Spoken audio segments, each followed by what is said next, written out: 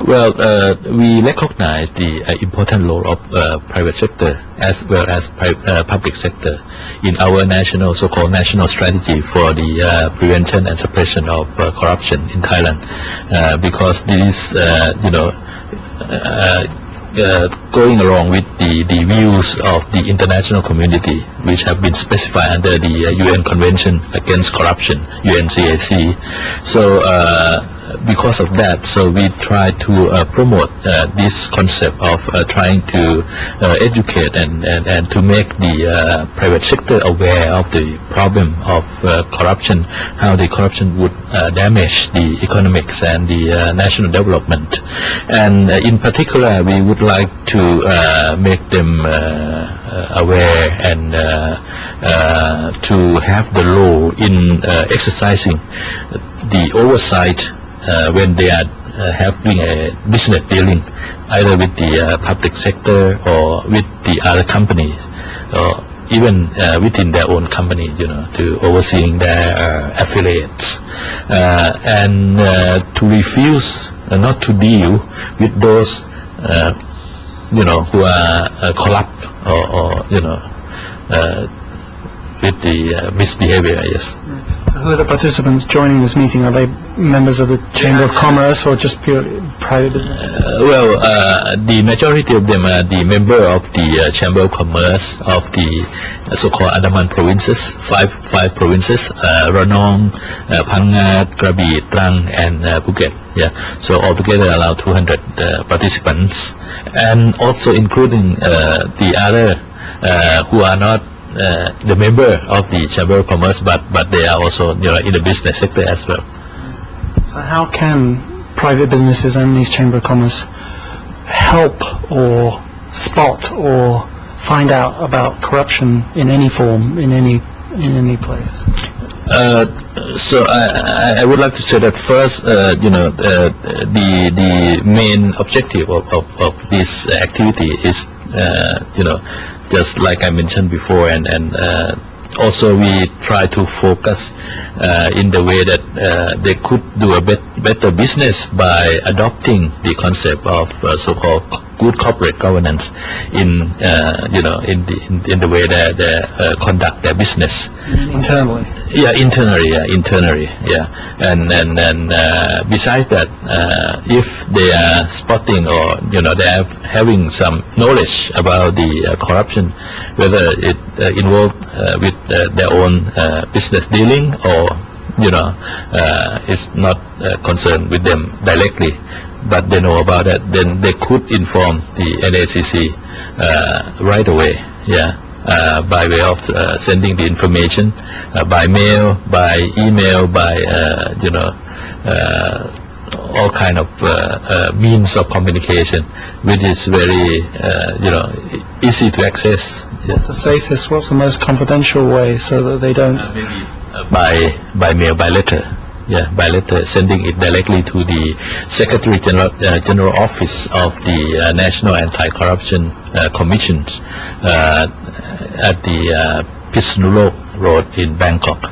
Do you have any up-country offices including this region? Not yet, but we plan to have in the near future, because according to the 2007 Constitution, we are going to have the so-called Anti-Corruption Commissioner at the provincial level.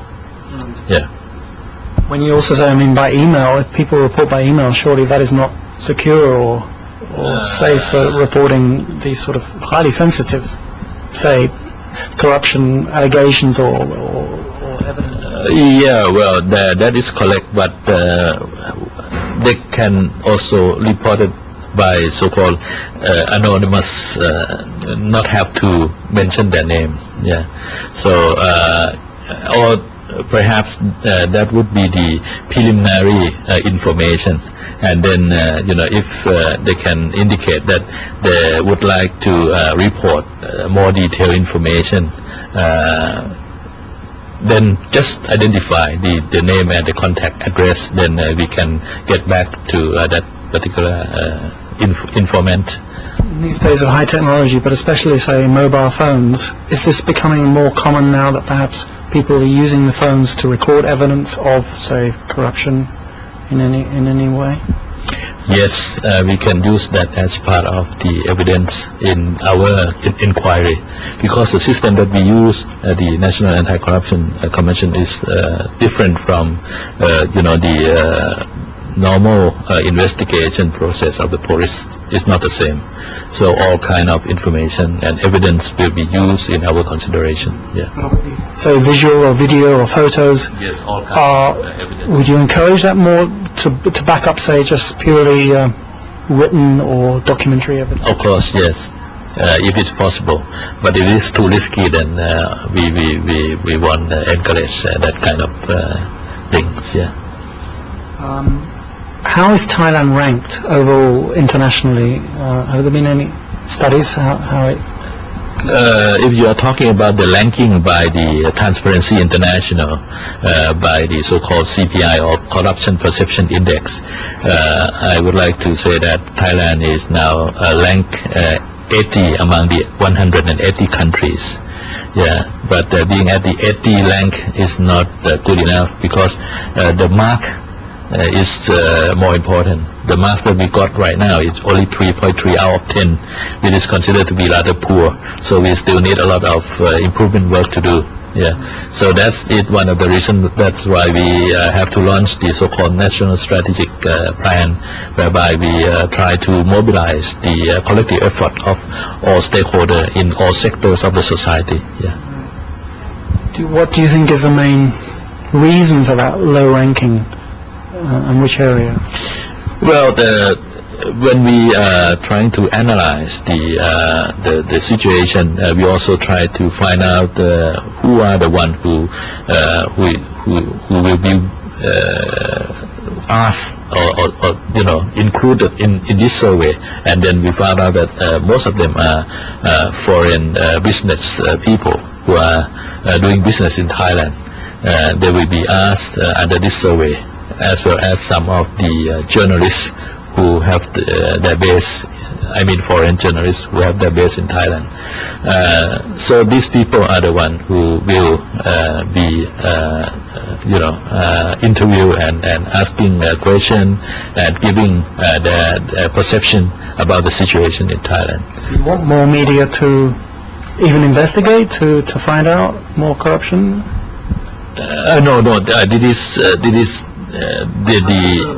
the survey, and because of that, the perception of the people who are not Thai, perhaps they may see things differently from the Thai themselves. So this is the reason, one of the reason why we try to expose more to the foreign community. For example, like just about 2 months ago, we have set up a meeting with the representative of the Foreign Chamber of Commerce here in Thailand, and we have quite a good result, because we have a good response from those people from the foreign communities, and then they gave us a lot of comments and suggestions that we will try to work out in the future with all the agency concerned. Yeah, for example.